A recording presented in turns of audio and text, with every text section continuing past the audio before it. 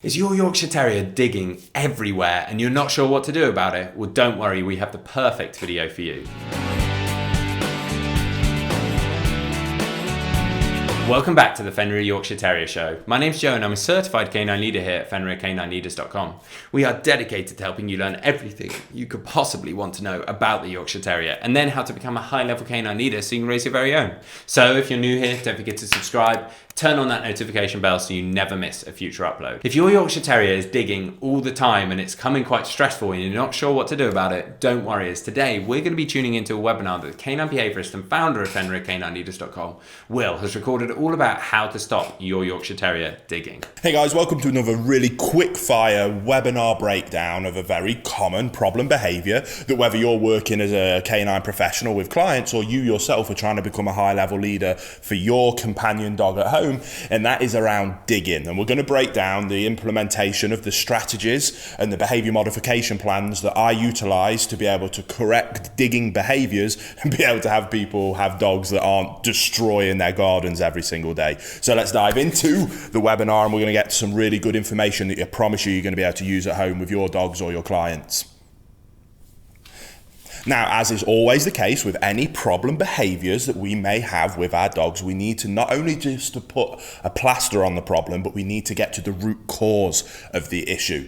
And with digging, we need to look at what is it that's causing digging. Now, we have to have a little bit of empathy for dogs because digging is a very normal behaviour that dogs will display. Now, obviously, as a good leader, we need to be able to teach them when that is appropriate and when it isn't. And usually, in your garden, that isn't appropriate. If we go out for a lovely walk in the woods and you want to dig a hole, cool. If we go to the beach, you want to do some digging, okay, cool. But if I tell you we're not doing that in the home or in the garden, then you need to listen to me because I am the leader, I am in charge, and I set the rules, boundaries, and expectations in this family environment. So that's what we need to be able to get to with our dogs. Now, when it comes to digging, a lot of the time that digging is a result of too much pent-up frustration in terms of physical energy and mental stimulation. And they haven't got a productive outlet for both of those things. So the first thing we always start off with a vast majority of behaviour problems, not just digging, but we can always achieve higher levels of success simply by putting in more exercise,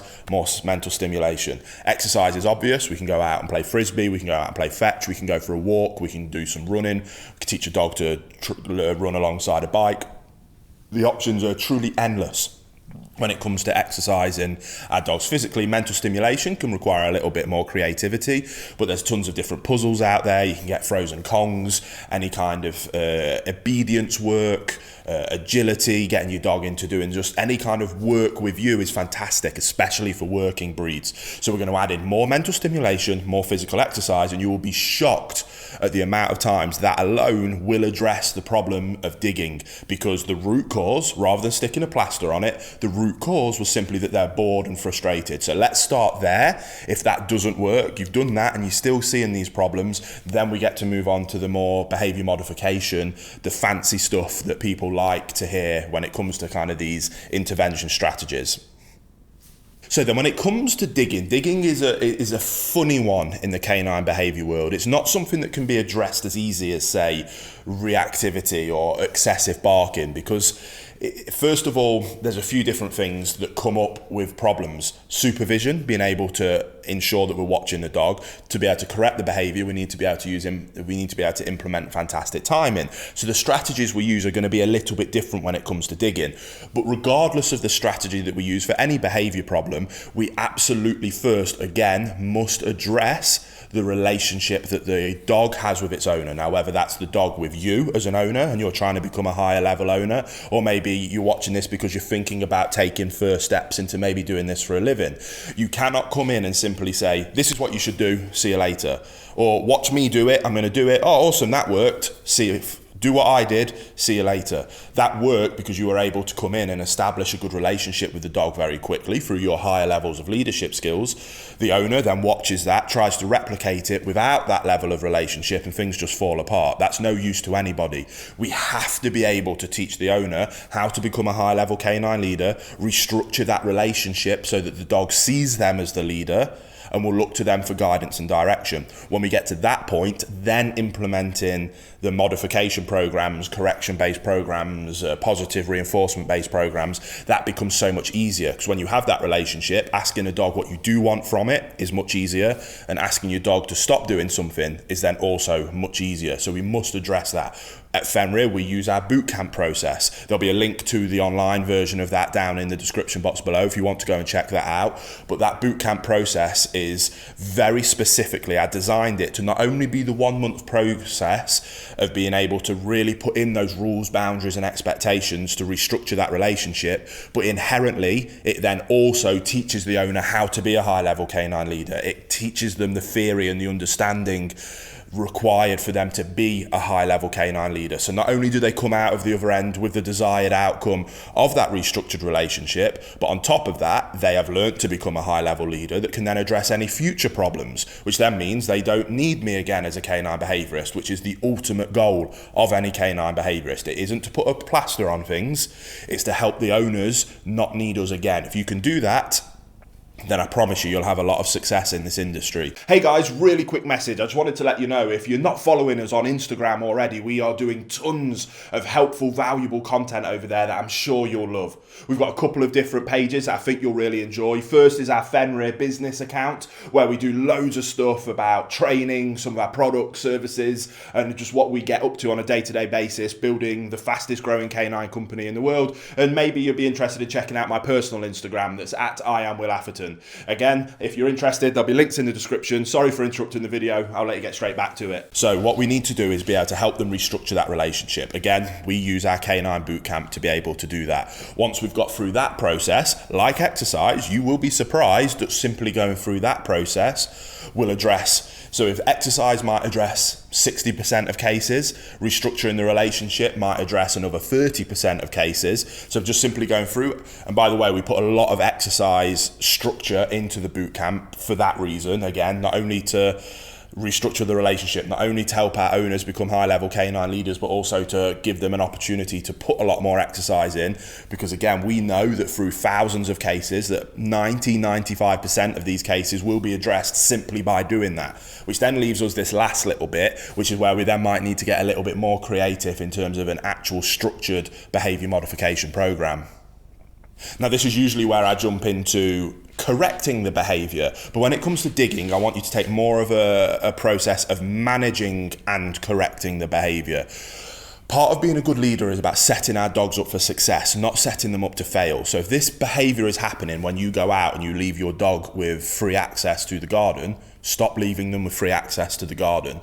That solves your problem. It puts a plaster over it, which I know I've talked about not being what we're doing, but this is a management strategy whilst we're going through these boot camp processes, whilst we're going through the strategies in terms of actually fixing this problem behavior. But by doing that, you're going to set your dog up for success, and setting our dogs up for success is always what we're looking to do. So if you cannot supervise, manage the environment. Stop giving them access to the problem areas, whether that's by utilizing crates, pens, adding new fences, barricading things off. If you cannot manage the environment while we're going through this process, then if you can't be with your dog and supervise them the whole time while we're going through this process, then manage the environment while we're doing so. So start by managing the behavior, then we go on to correcting and addressing the behavior. So we've sorted the root cause, exercise, restructure relationship. Now we can get into actually addressing that in particular small part that is the problem behavior of digging. Correct, redirect, reinforce. There we go, done.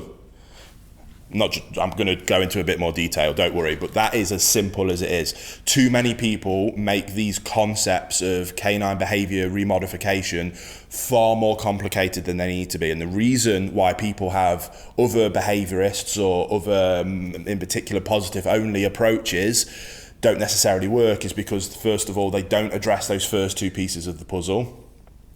And then they simply try and put plasters on the problem and it doesn't really work. But because you've put those efforts in, this bit will work. So we simply need to correct, redirect, reinforce. So when the dog, again, when we can supervise, if we can't, we've managed the environment so that they can't do it in the first place. But okay, now we can be here We know this is where the dog does this problem behaviour we're trying to solve. We're now going to give them access to it. When the dog starts digging, we're going to go in with a verbal correction. Shoulders back, chest up, deep voice, vocal inflection is very important. There's going to be a very stern or a no. And we're going to save that vocal inflection and that verbal correction. We're not going to use it much, but we're going to save it for situations like this where it can really carry some weight. The more work you put into restructuring the relationship in the second part of the process, then the faster, quicker, more effective this verbal correction will be. So the dog is about to start digging and no, snaps them out of it really quickly. So we get their attention back to us, then we redirect them to the behaviour that we do want, which can be absolutely anything that you deem to be positive, whether that's to come and do some obedience work with you, whether that's to go into a sit and stay, whether that's you then throw a ball for them. We correct the negative behaviour, we redirect them to a desirable one, and then when they're displaying those desirable behaviours, we reinforce. So again, correct, redirect, reinforce. It really isn't that rocket science when it comes to digging in particular. It's not an aggressive behaviour, it's just an annoying one. So going through this process in a very positive based way, yes, we're utilising corrections, but we're going to stick with verbal corrections, and we're going to make sure that we do everything we can do in our power to set our dogs up for success. You go through that process and digging becomes a very easy problem to get on top of. It really does. The problem is people want you to come in and in a 30-minute consultation with no effort on the owner's part be able to address the situation, and that simply won't work. It doesn't work, and anybody saying that something like that does work is wrong. And they're probably trying to sell you something that doesn't work. Yes, we suggest you going through our bootcamp process, but that's simply a structure that we've put in place to help you achieve the hard part of the restructuring the relationship as easily and efficiently as possible with high levels of success. Add more exercise in, add more mental stimulation in, become a high-level canine leader and restructure your relationship with your dog, then be able to communicate with your dog what you don't want through correction, what you do want through redirection and reinforcement.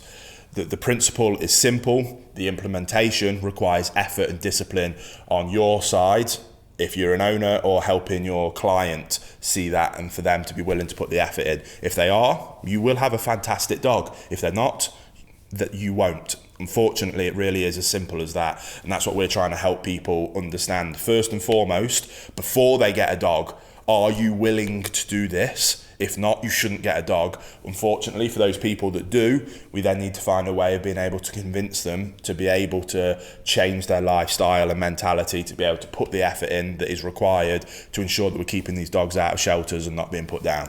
So go through that process, and I promise you'll have a lot of success with digging. It's not rocket science, it's just a little bit of discipline and hard work. There you have it, guys, some really useful tips and tricks to stop your Yorkshire Terrier digging. I really hope you enjoyed today's video. If so, get involved in the comments down below, as we would love to hear from you. Don't forget to subscribe and turn on that notification bell, as we have 3 dedicated videos coming here every single week, so I can't wait to see you in the next episode of the Fenrir Yorkshire Terrier Show.